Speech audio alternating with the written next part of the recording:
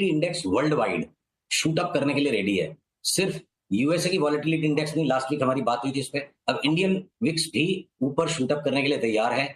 या तो इसको आप सट्टा करने के लिए बहुत बड़ा कॉस्ट चुकाना पड़ेगा, इतनी बर्दाश्त करनी पड़ेगी, वॉलेटिलिटी की पोजीशन छोटी हो जाए, या एकदम क्लेवर होके बहुत फटाफट घूमते रहना पड़ेगा बाजार। वॉलेटिलिटी अगले महीने भर मेरे को लगता है ऊपर ऊपर चलेगी, जो कि एक संकेत है कि मंदी का व्यापार करने वालों के घर में पैसा ज्यादा है। तो क्या टारगेट्स बनेंगे निफ्टी और बैंक निफ्टी में इस स्विंग में फिर? देखिए, निफ्टी और बैंक निफ्टी में थोड़ा सा मुझे विरोधाभास लगता है, जिसका रिजोल्यूशन आगे चल के होगा। अभी तो फिलहाल ये लग रहा है कि पूरे वर्ल्ड वाइड मार्केट्स में मुझे करेक्शन दिखता है, जो कि फेड के इवेंट के कारण अटका पड़ा है। जो फेड की पोजीशनिंग लोगों ने कर रखी है कि इंटरेस्ट रेट्स कट आएगी, यूएस 10 ईयर रेट की चार्ट लगातार बढ़ रही है। अगर पीसीआर इस चार्ट को दिखा सके मेरे स्क्रीन से, तो देखिए आप, अगर यूएस फेड को रेट कट करना है तो बाजार मूर्ख है क्या, जो लगातार 8 दिन से वहां पे रेट्स ऊपर बढ़ रहे हैं और अभी 2 दिन से भी साइडवेज ही है। तो अगर फेड की डिसअपॉइंटमेंट हो जाएगी, जो कि मार्केट की प्राइसिंग बता रही है, तो मुझे लगता है इतनी जोर से बड़ा रिवर्सल बन सकता है नैस्डैक और एसएनपी पे कि वो तो लंबे के लिए जाएंगे। पर हो सकता है हमारी निफ्टी ने एक फाइनल बॉटम अपना बना दिया हो 23,300 पर, जो लास्ट हम वहां से घूमे थे, और हम क्या पता 23,900 के नीचे न जाएं। अभी का अनुमान ये है निफ्टी पर। और बैंक निफ्टी हो सकता है अपने पिछले लो को रीटेस्ट कर ले। तो एक डीकपलिंग इंडियन मार्केट्स की यूएस मार्केट्स के साथ हो सकती है, क्योंकि यूएस मार्केट्स लगातार बढ़ते गए, उस टाइम इंडिया गिरता गया। तो अमेरिका अलग है, इंडिया अलग है। ओके, चलिए फिर एक ओपन क्वेश्चन आपके लिए, क्या टॉप बाइज होंगे आपके और क्या टॉप सेल्स होंगे इस मार्केट में? ब्रॉडली देखिए, जनरली पूरे सेक्टर्स एक साथ चलते हैं, पर अभी सेक्टर्स में भी थोड़ा सा फर्क है। तो देखिए, टेलीकॉम के सारे स्टॉक्स डिप्स में बाई हैं, चाहे वो भारती हो, वोडाफोन हो, या आपके इंडस टावर हो, इस पर अपनी बात हो चुकी। आईटी के स्टॉक्स जितना भी इठला रहे हैं, हम नहीं फंसेंगे उनमें, और जैसे इनमें सेल सिग्नल और रिवर्सल आएगा, हम इंतजार करते रहेंगे, हम इनको कस के बेचेंगे। एफएमसीजी के सारे स्टॉक्स को लास्ट वीक भय का वातावरण बना के एक बार उनको कूट दिया जोर से, वीक होल्डर्स को निकाला। चार्ट्स को अगर मैं देखूं, और अगर ये विक्स बढ़ेगी वर्ल्ड वाइड, भय का वातावरण लौटेगा, जिसमें कि दिख रहा है बिटकॉइन भी जोर से गिरेगा, तो भय के वातावरण में आप एफएमसीजी स्टॉक्स की पी रेशियो मत देखो। ये एंटी फियर ट्रेड है, और सबकी चार्ट बिल्कुल स्ट्रांग है, चाहे वो लीवर हो, तगड़ा करेक्शन दे चुका है, लीवर वापस नए हाई में जाएगा, टाटा कंज्यूमर नए हाई में जाएगा, इवन टाइटन नए हाई में जा सकता है। तो आपके ब्रिटानिया जो है, मेरे को लगता है 40-50% बढ़ जाए, नेस्ले 30% बढ़ जाएगा। तो सेफ हेवन ट्रेड जो है एफएमसीजी है। एफएमसीजी टेलीकॉम 2 हो गए, आईटीएम बेचने के वेटिंग में। और हम एक बार के लिए ऑयल एंड गैस स्पेस के अंदर जो भी रिफाइनरीज हैं, एचपीसीएल, बीपीसीएल में वेरी शॉर्ट टर्म 1 महीने की मंदी करके 10-12-15% कमाने की कोशिश करेंगे। पर वहीं एमआरपीएल और चेन्नई पेट्रो, अनुज पिछले साल अपनी बात होती थी, 8-8, 10-10 गुना पैसा हो गया उसमें, बस अब खा पी के निकल गए, भूल गए उन स्टॉक्स को। अब उन पे नजर गड़ाने का टाइम आ गया है। अगले करेक्शन के बाद देखना है, अभी अनुमान है, बाद में जब ट्रेड आएगा तो मैं कंफर्म करूंगा। हो सकता है एमआरपीएल और चेन्नई में 2025 में वापस पैसा 3 गुना 4 गुना करने का मौका मिले, तो हम उनको बेचने की गलती नहीं करेंगे, पुलबैक में उन्हें लेंगे। HPCL, BPCL short term trading कर सकते हैं। ओएनजीसी, ऑयल इंडिया, ये सारे स्टॉक्स को, आईओसी को हम पुलबैक में बाई करेंगे। तो बचे क्या आपके बैंक्स? बड़े बैंक्स में इंडसइंड बैंक का जो होना था, कचूमर निकल चुका है, उसको हम बाई ट्रेड की तरफ नजर गड़ाए बैठे हैं। बाकी के जो बड़े बैंक है, आईसीआईसीआई, एसबीआई, एचडीएफसी बैंक और इवन एक्सिस बैंक, हमको नहीं लेना है, हम बेच बेच के काम करेंगे। परंतु अगर पीएसयू बैंक्स हैं, या फिर जो छोटे वाले बैंक्स हैं, आरबीएल, बंधन, इनको हम पुलबैक्स में लेंगे। पीएसयू बैंक्स में भी हम बाई करेंगे। तो स्प्रेड अलग अलग। इंश्योरेंस के स्टॉक्स हमको सब सारे के सारे बाई करने, हम इंतजार में, जैसे ट्रिगर आएगा हमको लेना है। इंश्योरेंस एकमात्र मेरे को फिन निफ्टी में स्पेस दिखती है, इंश्योरेंस को लेंगे हम, बाकी सारी एनबीएफसी को जहां जहां सिग्नल मिलेगा शॉर्ट करेंगे।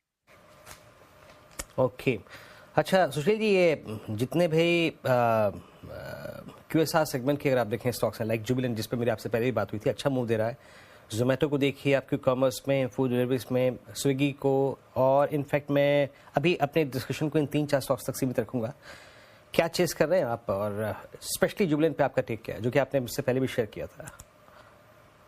तो वीरू भाई, ऐसा है, इसे आप उम्र का तकाजा कह लो, या हम शुरू से डरपोक किस्म के थे, हम कभी भी किसी चीज को चेस नहीं करते हैं। जहां लोगों की चेस फिनिश होती है, जब लोग थक हार के टूटते हैं, वहां मौका देख के माल पकड़ते हैं। अगर जुबिलेंट की चार्ट स्क्रीन पे आ सके, अपनी बात हुई थी 574-75 के आसपास, दोबारा से और ले लो, और अपनी एंट्री थी एक्चुअली 430-35 की, 760 के टारगेट के लिए। अब बहुत ज्यादा जगह नहीं बची है, 690 से 760 चना कुरमुरा बचा है। देखिए, केडियानॉमिक्स को खराब आदत पड़ चुकी है, हम मोटी मलाई खोजते हैं और वो हमें मिल जाती है, हमें छाछ फूकने में इंटरेस्ट नहीं है। अब जुबिलेंट हमारे हिसाब से छास बच गया, यहाँ से 10-15% बचे तो छास हो गया, हम लास्ट के इस ट्रेंड को राइड करेंगे। अब आ जाते हैं जो न्यू एज स्टॉक्स है, अब ज़ोमैटो पे ठीक है, मैं अच्छी तरह से रॉन्ग हो चुका हूँ पास्ट में। अगर अगर अब मैं नई अपॉर्च्युनिटीज़ को देखूँ यहाँ पे, मैं एक उदाहरण के तौर पे आपसे बात करूँ, ये पेटीएम का स्टॉक 300 से लेके जो 1000 तक आ गया है, जिसकी चार्ट ज़्यादा स्पष्ट है। कल हमने रात को ऐसे ही छेड़छाड़ करने के लिए ट्वीट भेजा, देखें क्या लोगों की संवेदनाएँ हैं, कि 1150 की तेज़ी नहीं लगती, वापस पेटीएम 200 लगता है। तो जब आएगा सिग्नल तब देखेंगे। अब यहाँ से बड़ा ट्रैप मेरे को लगता है सारे न्यू एज स्टॉक्स में। अब वो ज़ोमैटो में एक बार हम रॉन्ग हो गए, इसका मतलब हम डरते रहेंगे ज़रूरी नहीं है। ज़ोमैटो हो सकता है 350 नहीं दिखाए, वापस ₹150 हो जाए। देखेंगे क्या होगा। रिस्क बहुत ज़्यादा हाई है अब इन स्टॉक्स में, और रिवॉर्ड बहुत लिमिटेड बचा है। अब शॉर्ट टर्म में 15% कमाना है ज़ोमैटो में, उसकी वॉलेटिलिटी इतनी हाई है, तो हमारे बस का स्टॉक नहीं। इस वक़्त हम फिलहाल ये पेटीएम, ज़ोमैटो, स्विगी, इस सब टाइप के स्टॉक से थोड़ा-सा परहेज़ रखेंगे और वेट करेंगे, हमें सेल का सिग्नल मिलेगा तो पार्टिसिपेट करेंगे, वरना हम नहीं करेंगे। और ये मेटल्स पे क्या व्यू है आपका? मेटल्स में कुछ कर रहे हैं आप सुशील जी इस वक्त? सॉरी, सुनाई नहीं पड़ा? मेटल्स मेटल्स देखिए, मेटल्स में क्या है ना, अलग-अलग चीज़ें हो रही हैं। तो एनएमडीसी के अंदर हो सकता है कि वापस एक 6 महीने का ट्रेंड वर्कआउट हो जाए, रिवाइव हो जाए वो ट्रेंड। और और नैल्को का टॉप लगता है हो चुका, हिंडाल्को लगता है कि खाली नॉइज़ी रहेगा। Steel authority of India limited और थोड़ा-सा नीचे पुल बैक आए तो ले, तो मेटल के स्टॉक्स के अंदर अभी हम रास्ते के बीच में, दोनों साइड ही, मतलब कड़क नहीं है मामला। कुछ स्टॉक्स ऐसे जो और पुल बैक हो जाए तो लें, कुछ स्टॉक्स ऐसे जो और थोड़ा बढ़ जाएँ तो उनको शॉर्ट करें। इस मेटल से हम थोड़ा परहेज़ रख रहे हैं। देख रहे हैं, वॉच करेंगे, जब प्रॉपर एक्सट्रीम्स मिलेंगे तब उनमें काम करेंगे। एक एमओआईएल है, जिसको हमने आपको सबको लेने के लिए कहा था, मल्टी बैगर मूव, और वो बहुत स्ट्रांगली ट्रेंड डेवलप होता जा रहा है। एमओआईएल में हर पुल बैक पे हम और ऐड कर सकते हैं। मैंगनीज के स्टॉक्स में तेजी, बाद बाकी के मेटल स्टॉक्स मिक्स्ड हैं इस वक्त। ओके, मीनवाइल निफ्टी में बहुत शार्प कोलैप्स आ रहा है अब 24,430 पर निफ्टी, मतलब फॉरगेट अबाउट 10 डे EMA 24,500 छोड़िए, अब 20 डे एक्सपोनेंशियल मूविंग एवरेज पर भी। और बैंक निफ्टी में एक बड़ा शार्प मूव 53,000 पर इस समय आप आता हुआ आपको दिखाई पड़ेगा यहाँ पर। तो काफ़ी स्टॉक्स में मूव्स आ रहे हैं। सुशील, ये एक्सचेंजेस, म्यूचुअल फंड्स, डिपॉजिटरीज, इन सब स्टॉक्स में क्या करें? इनमें सब में शानदार तेजी रही है। बीएसई तो आपका एक ज़माने में बहुत सबसे शानदार कॉल्स में से एक था, उसमें तो 10 गुना का मूव भी आया था। अब क्या कॉल है इन सब स्टॉक्स में? आखिरी ट्रेड हम 2800 में लेकर के 3600-3700 में निकल गए, और उसके बाद अब ये जो है ना, स्ट्रेटोस्फीयर के बाहर, जो हमारे समझ के बाहर हो गया। इसके चार्ट के पैटर्न्स पकड़ना बहुत कठिन है। तो जो बहुत मोटा मुनाफा कहीं मिल जाए ना, उस गली में दोबारा लौट के मत जाओ, नहीं तो थप्पड़ मार के पैसे वापस ले लेता है मार्केट। तो हमने बीएसई से, सीडीएसएल से अब सबसे परहेज कर लिया है, पराये हो गए हमारे लिए। ब्रोकिंग स्पेस में एक एंजल वन के ऊपर हमारा फोकस है, जो हर पुल बैक में ऐड करने योग्य है। और बाकी के ये जो म्यूचुअल फंड्स और ये सारी स्पेस से अब हम वी आर डन विद। अभी लास्ट के 10-15% रेसिडुअल रिटर्न्स के चक्कर में हमको वहाँ सारी कमाई वापस नहीं देनी, हम दूर रहेंगे उससे।